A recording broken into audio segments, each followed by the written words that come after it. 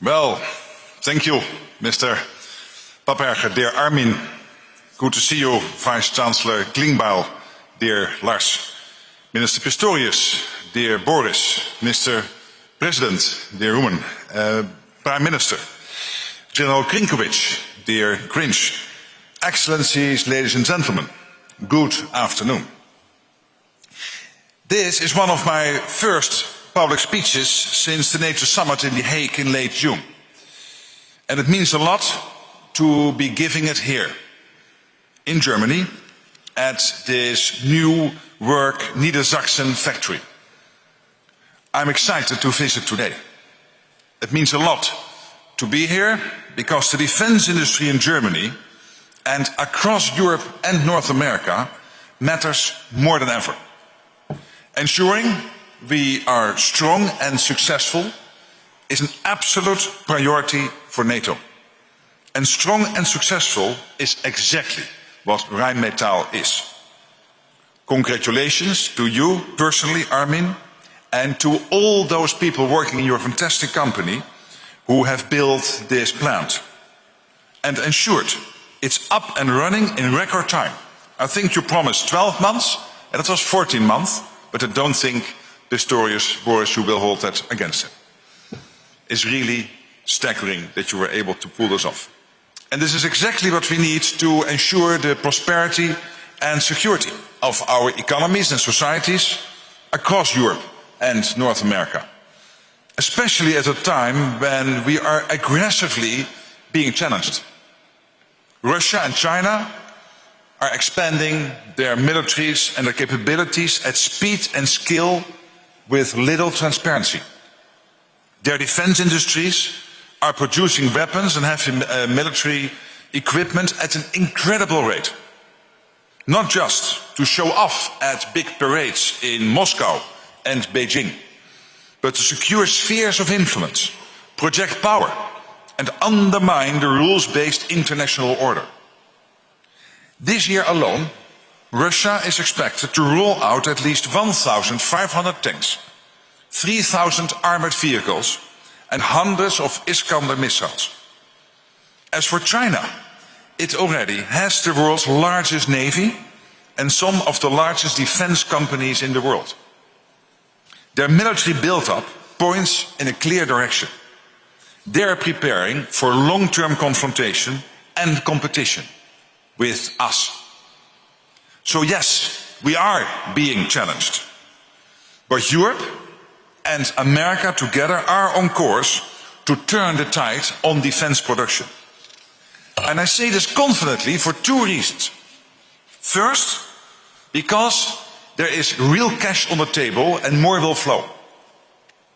At the NATO summit in The Hague, now just 2 months ago, NATO leaders agreed a new plan to invest 5% of GDP in defense. Germany has already announced that it plans to invest almost 153 billion in defense by 2029. This is an impressive increase in just 8 years. It will more than double the overall defense spending by Germany in only 8 years. So Boris, to you and the government and everybody in Germany, my heartfelt thanks for doing this.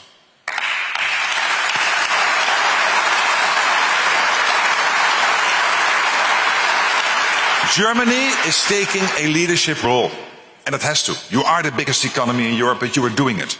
And others will follow. We see that NATO allies are moving to invest a lot more in defense across Europe at the moment. And that's good.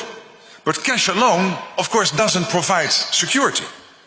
As Boris was saying, capabilities provide the security. And that brings me to my second reason why I'm confident the tide is turning on defense production. And that's because there is real firepower and innovation coming out of our industries. Across the alliance, we have already expanded existing production lines and opened many new ones, like this one here in Unterlüß. This is absolutely crucial for our own security and also to keep supporting Ukraine in its fight today and to deter any aggression in the future. At NATO, We have a clear and ambitious list of capability targets, as I said. It will be shared with industry, so you have a clear view of the alliance's rearmament plans. Of course, we don't fight with a list. We fight with well-equipped and well-trained troops who need ships, jets, tanks, drones, ammunition, and more.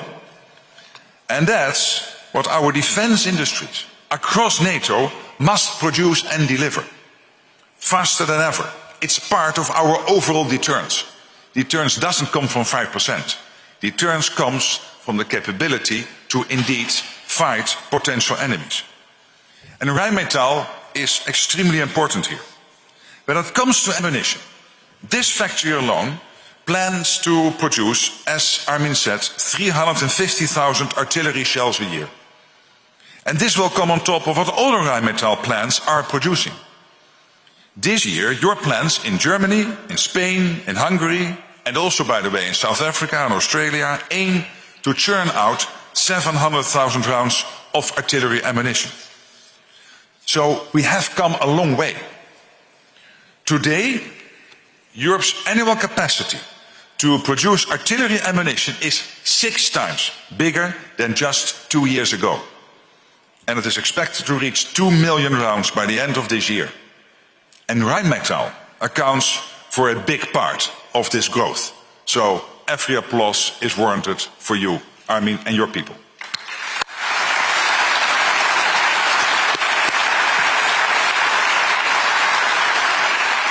And this is for ammunition. So now, on ammunition we're doing better. But now we need to see similar efforts to increase the production of more complex capabilities like tanks and air defense systems and missiles. So sorry, no time to rest. But you don't like rest, I know.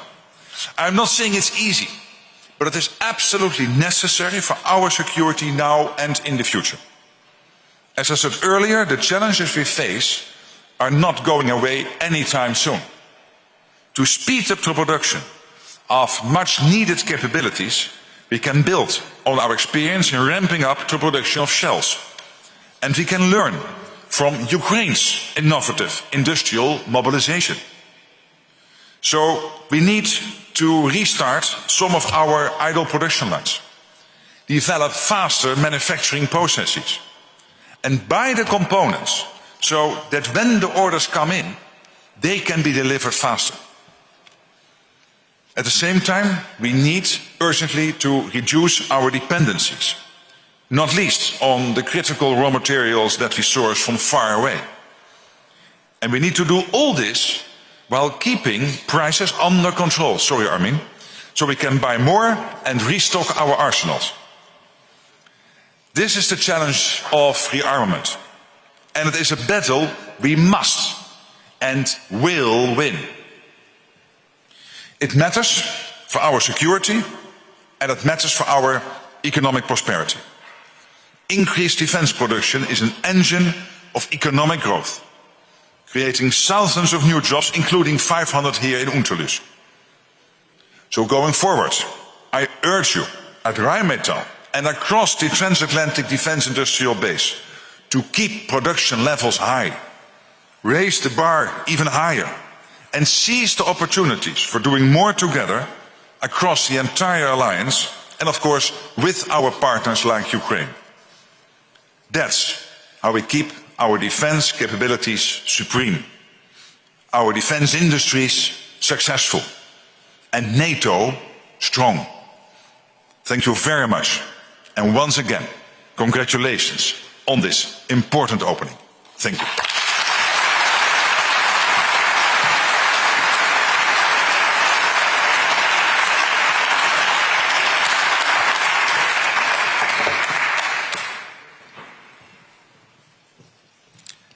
Thank you very much, dear Secretary General Rutte, for your engaging and insightful speech.